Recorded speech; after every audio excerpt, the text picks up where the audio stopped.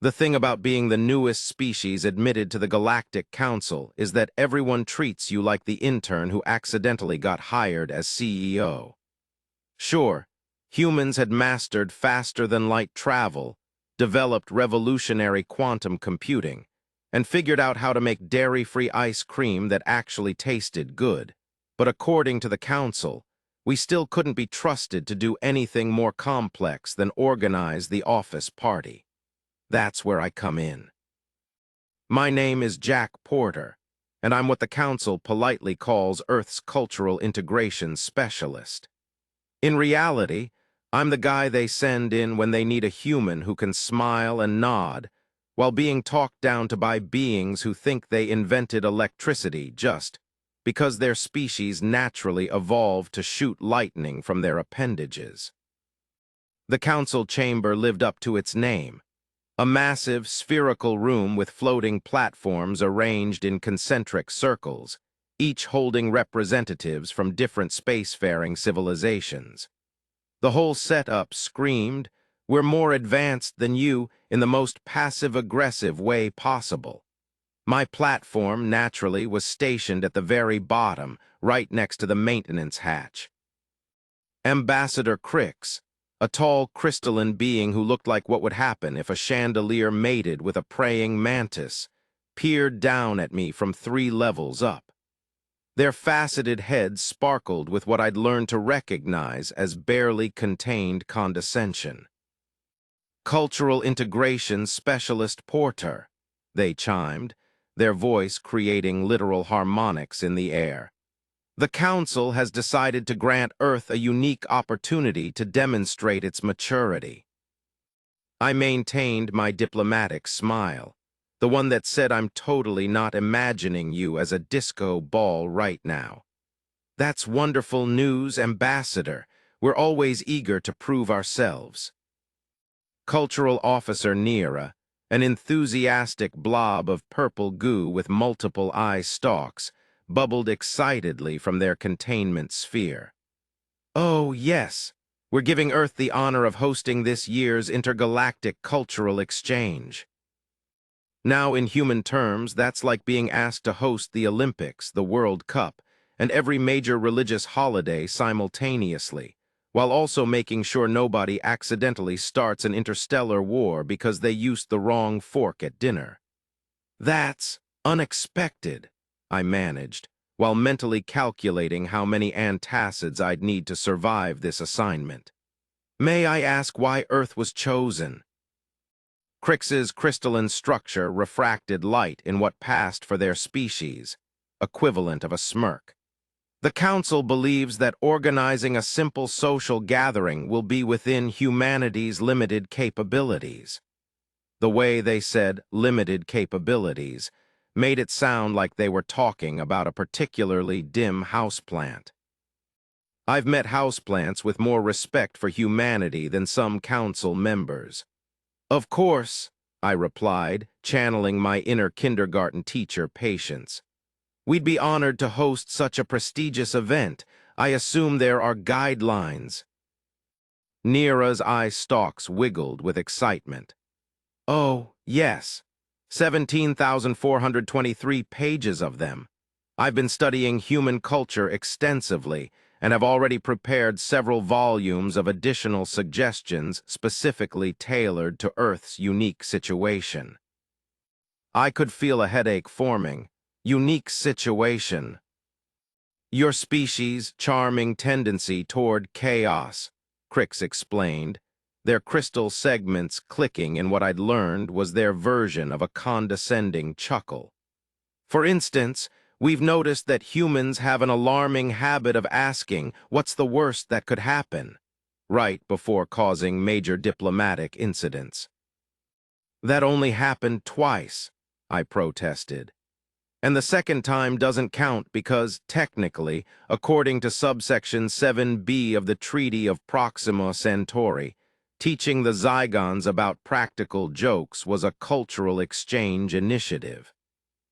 "The Zygon Empress is still demanding reparations for the whoopee cushion incident," Crix reminded me sternly. "In our defense," I said, Nobody told us their species communicates through controlled flatulence.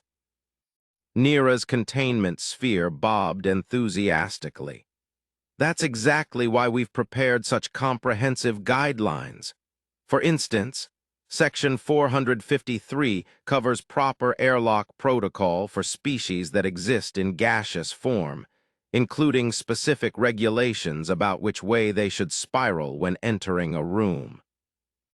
I nodded, already knowing I'd need to assemble a team of Earth's finest overthinkers and chaos agents, not because I wanted to cause trouble, but because sometimes the only way to handle overwhelming bureaucracy is to follow the rules so perfectly that they break themselves. "And when would you like this event to take place?" I asked, dreading the answer. "Oh, the standard planning period for an event of this magnitude is typically 15 solar cycles," Crix said, their crystalline structure gleaming. "However, given Earth's need to prove itself, we've scheduled it for next month." Of course they had, because nothing says we're setting you up to fail quite like giving someone a deadline that would make a Time Lord sweat. "Next month," I repeated, maintaining my diplomatic smile while mentally composing my resignation letter. "How thoughtful of you to give us so much time to prepare." "We thought so," Crix agreed, completely missing the sarcasm. "Remember, Cultural Integration Specialist Porter, the Council will be watching Earth's performance very closely. This is your chance to prove that humans can follow simple instructions without turning them into an interstellar incident." As I left the chamber that day, I couldn't help but wonder if maybe, just maybe, the Council had finally outsmarted themselves. After all, they'd just given a human explicit instructions to be as boring and predictable as possible. And if there's one thing humans excel at, it's malicious compliance. The thing about being given an impossible task by aliens is that you need an impossible team to handle it. Fortunately, I knew exactly where to find one. The United Earth Embassy's basement cafeteria wasn't just where dreams went to die. It was where they got jobs as bureaucrats. Among the fluorescent lights and questionably immortal vending machine sandwiches, I found my first recruit. Jenny Torres, Earth's premier logistics expert, and the only person I knew who could make a spreadsheet feel threatened. "Let me get this straight," Jenny said, stabbing her synthetic meatloaf with unnecessary vigor. "They want us to organize the biggest diplomatic event in the galaxy, and they want it to be boring." "Not just boring," I corrected, sliding her the data pad containing the Council's requirements. "Predictable, safe, about as exciting as watching paint dry in zero gravity." Jenny's eyes lit up the way they always did when someone told her something was impossible. "They do realize they're asking humans to be predictable, right? The species that invented parkour because regular walking was too boring." "That's what makes it interesting," I grinned. "They're so convinced we're going to mess this up that they've got a secret betting pool going. Ambassador Crix's assistant let it slip during this morning's orientation meeting." "A betting pool?" Jenny's fork paused halfway to her mouth. "Against us?" "The odds are apparently quite good. The Octarians are offering 15 to 1 that we accidentally start at least 3 wars before breakfast." Before Jenny could respond, a tray clattered down next to us. "Did someone say impossible odds against humanity?"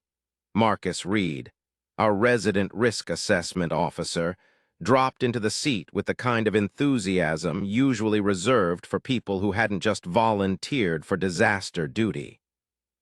"Marcus," I nodded, "I was just about to come find you. How do you feel about helping us organize the most boring event in galactic history?" "You mean how do I feel about using my powers of risk assessment for evil?" He grinned. "I thought you'd never ask. Did you know I once wrote a 300-page report on the potential dangers of serving hot beverages at diplomatic functions?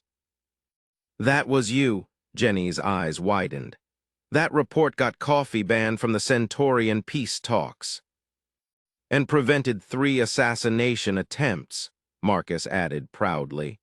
Turns out a lot of species consider offering hot drinks a death threat. Who knew? I pulled up the Council's guidelines on my tablet. Well, you're going to love this. They've given us a list of 17,000 safety regulations to follow. My personal favorite is Regulation 5439. All anti-gravity buffets must account for species-specific gravitational preferences within a margin of error of 0.00001%. That's actually impossible, Jenny noted, already pulling up calculation models on her own device. The gravitational preferences would create conflicting fields that could theoretically turn the entire buffet into a black hole. Only if we use standard gravity generators, Marcus mused, that dangerous glint appearing in his eyes. But if we followed the regulations exactly. No black holes, I said quickly, then paused.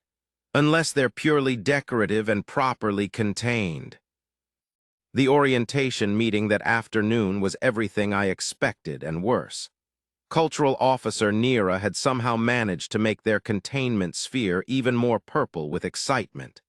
We've prepared a detailed presentation on proper event organization, they bubbled, their eye stalks wiggling in what I'd learned was their species' version of jazz hands.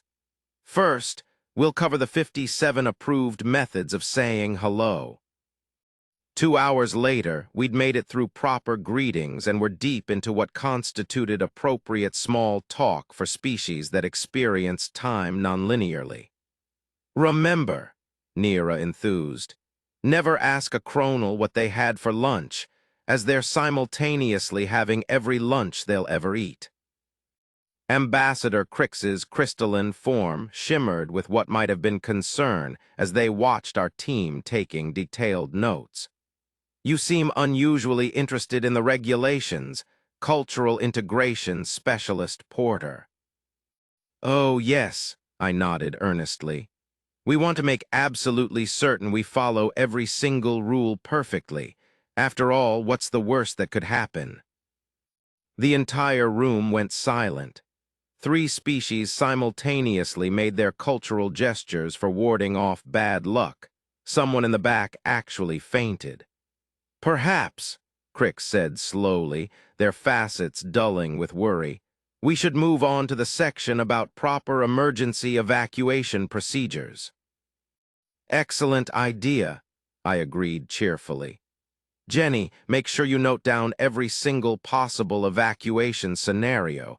We wouldn't want to miss any of the 1,742 of them. Jenny's fingers flew across her tablet, already categorizing them by species, threat level, and potential for accidental temporal displacement. Marcus raised his hand. Quick question about Regulation 12,458 regarding the proper placement of safety signs. It says they must be visible from all dimensional perspectives simultaneously. Does that include theoretical dimensions or just the commonly accessed ones? I watched with deep satisfaction as Crix's crystalline structure developed what appeared to be a stress fracture. After the meeting, Jenny cornered me in the hallway. They're setting us up to fail. Obviously, I agreed, but they've made one critical mistake. They gave us written instructions, Marcus chimed in, joining us with his arms full of regulation manuals. Exactly, I grinned. They told us to be boring, predictable, and to follow every rule to the letter, and we're going to do exactly that. Operation Malicious Compliance, Jenny suggested. Operation Malicious Compliance, I confirmed. Show them just how terrifyingly competent humans can be when we're told something's impossible. Marcus hugged his manuals closer. I'll start writing risk assessments for the risk assessments. And I'll begin calculating the optimal level of boring, Jenny added. Did you know there's actually a mathematical formula for predicting how long it takes someone to fall asleep during a presentation? As we headed back to our offices, I couldn't help but feel a little sorry for the council. They thought they were setting us up for failure, but they'd actually given us something far more dangerous than chaos: permission to be perfect. 3 days into planning the most boring event in galactic history, our team had commandeered an entire floor of the embassy. The walls were covered in holographic charts, risk matrices, and what looked suspiciously like a conspiracy board connecting various safety regulations with string. "Okay," Jenny announced, standing in front of our main planning screen. "I've analyzed every cultural exchange event from the past 3 centuries. The average satisfaction rating is 67.3%. Our target is exactly 67.35%. "Why that specific number?" I asked, already dreading the answer. "Because according to Regulation 8445, any event scoring above 67.4% must be investigated for potential use of illegal entertainment enhancement substances," she grinned. "And anything below 67.3% triggers an automatic cultural sensitivity audit." Marcus looked up from his stack of safety manuals, his eyes bloodshot from reading about proper spoon angles for gelatinous species. "I found something interesting about the seating arrangements. More interesting than the requirement for chairs to be simultaneously comfortable for species with and without physical forms," I asked. "Much better," he replied. "According to Regulation 9223, seating must be arranged to account for all known political, social, and quantum alignments of the attending species. And according to Regulation 9224, no attendee can be seated in a position that could be interpreted as hierarchically superior to another." Jenny's eyes lit up. "But that's physically impossible. The dromedarians have to be seated above everyone else, or they'll literally die, but the quantum collective exists in a state of perpetual superiority and inferiority." "Exactly," Marcus said, looking far too pleased. "The only way to satisfy both regulations is to create a seating arrangement that exists in a state of quantum uncertainty until observed." I pinched the bridge of my nose. "Are you suggesting we turn the entire venue into a quantum probability field?" "It's the only way to be completely compliant with the regulations," he said innocently. "And I suppose this has nothing to do with your doctoral thesis on quantum furniture dynamics." "I'm just following the rules," Marcus replied, failing to hide his smirk. "After all, what's the worst that could happen?" 3 more delegates fainted in the hallway outside our office. Our planning sessions were regularly interrupted by Nira, who seemed increasingly unnerved by our enthusiasm for regulatory compliance. Today, they found us debating the proper temperature range for the event. "The guidelines state that the venue must maintain optimal comfort levels for all attending species," they bubbled nervously, watching Jenny input calculations. "Oh, we know," Jenny replied cheerfully. "That's why we're designing a system of localized climate bubbles that will follow each delegate around. We're calling it Operation Goldilocks. Everything will be exactly right." But what about species that define comfort through discomfort?" Nira's eye stalks twisted in confusion. "Already accounted for," Marcus chimed in. "Their bubbles will maintain precisely calculated levels of optimal discomfort. We've cross-referenced all 177,000 comfort-related regulations. Did you know there's a specific subsection about maintaining appropriate levels of existential dread for species that experience anxiety as pleasure? Nira's purple coloring took on a distinctly worried tinge. The betting pool, meanwhile, had taken on a life of its own. Our sources, the cafeteria staff who moonlighted as information brokers, reported that the odds had shifted dramatically. No one was quite sure what to make of humans actually following the rules. The Octarians have changed their bet, Jenny reported during our daily briefing. They're now offering 20-to-1 that will accidentally create a perfectly stable bureaucracy. That's ridiculous, Marcus scoffed. According to my calculations, if we follow all the regulations exactly, we'll create at least *3 perfectly stable bureaucracies and one minor religion dedicated to proper form filling. I was about to respond when Ambassador Crix materialized in our office, their crystalline form vibrating with barely contained concern. "Cultural Integration Specialist Porter," they chimed, hitting notes that made my teeth itch.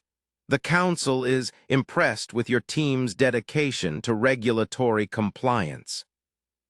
"Just doing our best to follow the rules," I smiled. "In fact, we've been studying the regulations so carefully, we found some fascinating interconnections. Did you know that if you follow all the safety protocols simultaneously, you technically create a perpetual motion machine?" A small crack appeared in one of Crix's facets. "But don't worry," I continued brightly. "We've submitted all the proper paperwork for accidentally discovering a new law of physics in triplicate with the required quantum uncertainty margins." "The Council has concerns," Crix managed, their voice hitting frequencies that made nearby windows resonate. "Completely within guidelines," Jenny suggested helpfully. "Thoroughly risk-assessed," Marcus added. "Predictable," I offered innocently. The crack in Crix's facet spread slightly. "We've even prepared contingency plans for our contingency plans," I continued. "For instance, in the event that our quantum seeding arrangement achieves sentience, which, according to Regulation 15,766, has a non-zero probability, we've prepared the necessary forms to recognize it as a sovereign entity and include it in all future cultural exchange events." Crix's crystalline form emitted a high-pitched sound that made several devices in the room spontaneously recalibrate themselves. "The event is in 2 weeks," they finally managed. "Surely you can't have everything planned already." "Oh, but we do," I smiled, pulling up our master schedule. "Would you like to see our minute-by-minute breakdown of the entire event? We've accounted for every possible interaction, including 17 different types of awkward silence. Each one has been carefully categorized and risk-assessed for optimal discomfort levels." As Crix fled our office, their crystal structure showing signs of what their species, medical professionals would later term acute regulatory stress disorder, I turned to my team. "I think," I said thoughtfully, "they're starting to realize their mistake." "Which one?" Jenny asked. "Giving us written instructions or assuming humans can't weaponize boredom?" "Both," Marcus grinned, adding another red string to our conspiracy board. "Definitely both." The morning of the Intergalactic Cultural Exchange dawned bright and exactly 23, 7 degrees C, as mandated by Regulation 4892 for optimal sunrise appreciation across species. Our venue, the newly constructed Terran Diplomatic Center, gleamed with the kind of pristine perfection that made seasoned bureaucrats nervous. "Status report," I commanded from our control center, surrounded by enough holographic displays to make a spaceship bridge look understocked. "All quantum seeding matrices are maintaining perfect uncertainty," Marcus reported. Every chair simultaneously exists and doesn't exist until someone tries to sit in it, at which point it becomes exactly the right type of furniture for their species. Environmental systems? I asked. Jenny's fingers danced across her control panel. Individual comfort bubbles are functioning at 99.9999% efficiency.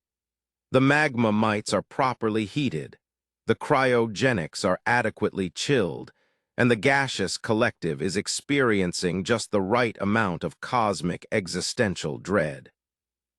The first delegates began arriving exactly on schedule, their expressions, or various species-appropriate equivalents, shifting from diplomatic politeness to increasing confusion as absolutely nothing went wrong. Ambassador Cricks materialized beside me, their crystalline structure vibrating with suspicion. Cultural Integration Specialist Porter, this is unexpected. Is something wrong, Ambassador? I asked innocently. No, they admitted, sounding deeply troubled by this fact. Nothing is wrong, everything is exactly right. It's unsettling. We're just following the regulations, I smiled. Oh, look, the quantum buffet is about to resolve itself into the exact configuration each observer expects to see. Across the room, delegates gasped as the buffet simultaneously became 17 different types of food service, each one perfectly aligned with individual cultural expectations. The chronal wraiths were particularly pleased to find that their section existed at all points in time simultaneously. The quantum uncertainty field is functioning perfectly, Marcus reported proudly. Every species feels like they're in the most important position in the room, while simultaneously being aware that everyone else feels the same way. Neera's containment sphere drifted over, their purple coloring shifting through worried shades of mauve. But where's the chaos, the confusion, the accidental diplomatic incidents? Oh, we have a thoroughly researched list of exactly when and where those are statistically most likely to occur, Jenny assured them, pulling up a chart. We've proactively prevented each one through careful application of regulations 7,392 through 12,445. You prevented the accidents, Neera's eye stalks drooped. But the betting pool, I noted, glancing at the latest odds being discreetly displayed on my neural link. Apparently, the Octarians are now offering 50-1 on us accidentally achieving perfect bureaucratic harmony. The event continued with horrifying smoothness. Delegates found themselves engaging in perfectly acceptable small talk, guided by our subtle atmospheric adjustments and carefully calculated conversation matrices. Every possible faux pas was prevented before it could occur through our predictive algorithm, which Marcus had dubbed the party pooper. The Zygons just attempted an unauthorized interpretive dance, Jenny reported. Environmental systems automatically adjusted the local gravity to make the movements appear completely appropriate for formal diplomatic occasions. The quantum collective is expressing distress about feeling too certain about their position in spacetime, Marcus added. Increase the existential uncertainty field by 7%, I ordered, but make sure it remains within regulatory limits for metaphysical comfort. Ambassador Cricks hadn't moved from their spot beside me for 20 minutes, their crystalline structure developing what appeared to be stress patterns. This isn't natural, they finally said. Humans do perfect. I believe you'll find that according to Regulation 15,980, perfection is defined as the state of being exactly adequate while maintaining appropriate levels of imperfection to ensure comfort for species that experience distress at flawlessness, I quoted. We're simply maintaining optimal levels of controlled imperfection. A small crack appeared in one of Crix's lower facets. Would you like to see our documentation? I offered helpfully. We've prepared reports on our reports, including a fascinating analysis of how the analysis of our analysis creates a recursive loop of perfect bureaucratic efficiency. The crack spread. We've even submitted the proper forms for accidentally discovering that the universe might be powered by paperwork, Marcus added cheerfully. The required impact assessment for that revelation should be processed sometime in the next 5 to 7 eternities. Across the room, a group of delegates had gathered around the quantum buffet, watching in horrified fascination as it maintained perfect compliance with 177,000 contradictory regulations simultaneously. Is the food supposed to exist in a state of quantum satisfaction? One of them asked nervously. According to Regulation 13,556, all refreshments must maintain optimal levels of existence uncertainty to accommodate species with varying definitions of matter, Jenny explained helpfully. Would you like to see our 70-page report on the philosophical implications of quantum appetizers? The delegate fled, joining a growing group of officials huddled in the corner, watching the perfectly orchestrated event with increasing paranoia. They're waiting for something to go wrong, Marcus observed. That's the beauty of it, I smiled. Nothing will go wrong because we've planned for everything to go exactly right, and somehow that's even more terrifying. Little did they know, this was just phase 1 of Operation Malicious Compliance.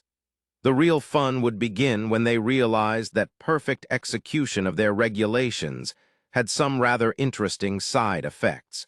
It started with the bureaucratic collective. They were the first to notice that our perfect compliance with regulations had created what they termed a cascade of competence. 3 of their observers had to be escorted out when they began spontaneously generating new forms to document the unprecedented efficiency. Sir, Jenny reported, trying to hide her grin, the collective is requesting copies of our organizational matrices. Apparently, they've never seen such perfectly optimized tedium before. Send them the documents, I nodded. All 177,000 versions, cross-referenced with quantum uncertainty margins. Marcus looked up from his monitoring station. You realize what this means, right? We've weaponized boredom so effectively that it's becoming exciting. He was right.